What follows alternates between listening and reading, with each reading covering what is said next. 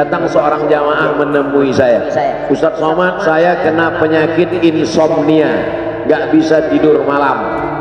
Jam 2 malam mata saya masih berkedip-kedip. Bismika Allahumma ahya wa amut, gak mempan. Sebabnya apa Pak? Sebabnya saya beli tanah.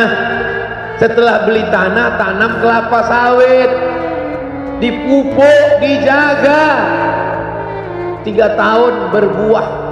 Pas mau dipanen, sudah dipanen orang duluan. Ternyata tanahnya bermasalah, dibawa ke pengadilan, dia yang menang. Akhirnya sampai jam 2 malam gak bisa tidur. Apa yang terlintas dalam pikiran? Kenapa beli tanah, kenapa tanam sawit, kenapa beli tanah, kenapa tanam sawit, kenapa diambil orang, kenapa dulu nggak ternak ikan aja, kenapa nggak ternak puyuh. Berbulan-bulan nggak bisa tidur. Akhirnya pergi ke psikiater. Pak psikiater, ya saya sudah 2 bulan nggak tidur Pak psikiater. Akhirnya Pak psikiater buat resep. Ini obatnya, yang ini dimakan sebelum makan, yang ini dimakan setelah makan, yang ini 3 kali, yang ini 2 kali. Akhirnya memikirkan resep itu, makin gak bisa tidur. Dimakan, tertidur. Dosisnya habis, terbangun. Kenapa beli tanah, kenapa tanah? Setelah dimakan, muncul masalah baru. Terlalu banyak makan obat, terjadi kekacauan tubuh. Akhirnya kena buah pinggang, muncul masalah baru. Sampai akhirnya saya ketemu MP3 Ustadz. Saya dengarkan sebelum tidur malam. Begitu saya dengar, saya itu tidur. Makanya saya tidak marah kalau ada jamaah itu tidur. Itu menunjukkan jiwanya tenang. Karena dia tidak kena penyakit insomnia. Orang Amerika, orang Eropa, mobilnya mewah, apartemennya cantik, rumahnya megah, duitnya banyak, dolarnya bejibun, gak bisa tidur karena masalah hidup dunia. Kita naik angkot kelewatan gang. Itu menunjukkan apa? Di mana letak ketenangan itu? Huwallazi anzala sakinata fi qulubil mu'minin. Dia yang menurunkan ketenangan ke dalam hati orang yang beriman. Oleh sebab itu maka iman ini mesti disiram dengan ilmu. Majelis ilmu adalah majelis zikir. Majelis ilmu adalah majelis turunnya rahmat dan barakah.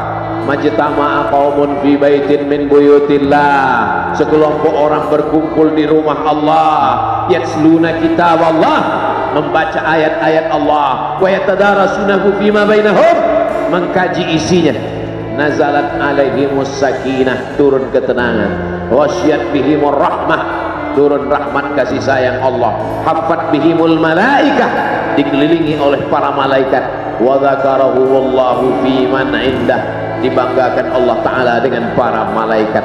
Tadi malam ketemu dengan murid dari Syekh Muhammad Yasin bin Isa Al-Fadani di Zawiyah Raudhah. Ketemu, cium tangan, barokah, zikir, sholawat, tenang jiwa.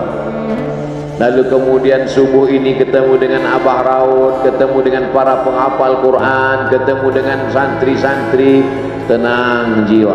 Tidak ada yang menenangkan jiwa ini selain daripada majlis zikir, majlis ilmu. Betapa meruginya ayam-ayam mati di lumbung padi. Benih tidak disiram, mati. Benih yang disiram dengan majlis ilmu tumbuh tapi tidak berbuah. Maka mesti disiram pakai pupuk buah. Datang konsultasi, ini kenapa tidak berbuah? Kenapa ini tidak berbuah? Karena ternyata dia mesti diamalkan. Sudah dapat ijazahnya, sudah talaqi, sudah halaqah, kenapa nggak berbuah? Belum diamalkan. Paksa-paksakan diri sebelum tidur malam, wudhu dulu, sholat witir. Paksa-paksakan diri bangun malam, tahajud. Paksa-paksakan diri siang, sholat qabliyah, sholat ba'diyah. Paksa-paksakan diri pagi, sholat duha. Paksa-paksakan diri sholat subuh berjamaah, barulah dia berbuah. Kalau dia tidak berbuah, dia hanya sekedar pokok kayu yang hanya membuat sampah saja. Tapi paling tidak tempat orang bernaung di bawah ketika panas, tapi manfaatnya tidak sesuai karena yang ditunggu itu buahnya. Masa pohon kayu rindang besar tidak berbuah sementara semangka yang kecil buahnya besar? Oleh sebab itu maka mesti berbuah. Benih disiram, berbatang, berputih, berbuah. Buahnya ranum, cantik dan indah. Begitu dibelah tak bisa dimakan. Kenapa? Ulat semua isinya. Oleh sebab itu mesti dijaga. Benihnya disiram.